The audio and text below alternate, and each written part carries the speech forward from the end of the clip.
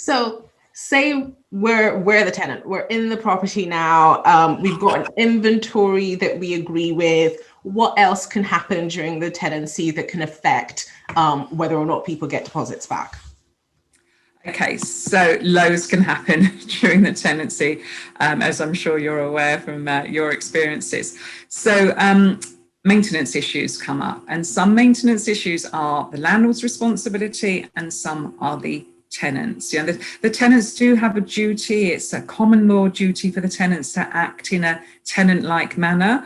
And that means they should do little jobs around the place that a reasonable person would do. You know, they've not got to think that they're living in the Ritz or the Savoy and that a concierge is going to come and fix, you know, put a new light bulb in and this type of thing.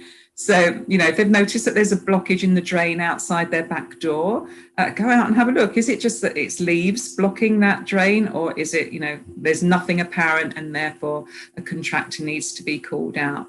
So, you know, tenants can be held liable for unnecessary contractor appointments. So if they haven't done that initial check, you know, something has gone with the fuse board and they haven't gone and checked that they can't just flick a fuse back up themselves. Sorts of little things. They're not expected to take, you know, appliances apart and investigate. But, you know, just think about it. If I was living in my own home, what would I do before I actually got on the phone and called out a contractor for potentially, you know, a £50, £100 call out fee? Okay. So yeah, tenants got to maintain property. Look at your tenancy agreement. It will tell you what you're responsible for and what the landlord is responsible for. But certainly anything to do with the structure of the building. So if there's a leak in the roof, the windows are drafty, the bath water isn't running away properly, as long as it's not all of your hair that's down the plug hole. You know, as long as it's I'm pretty much the same. Yeah. As long as it's structural. I'm not familiar with that problem.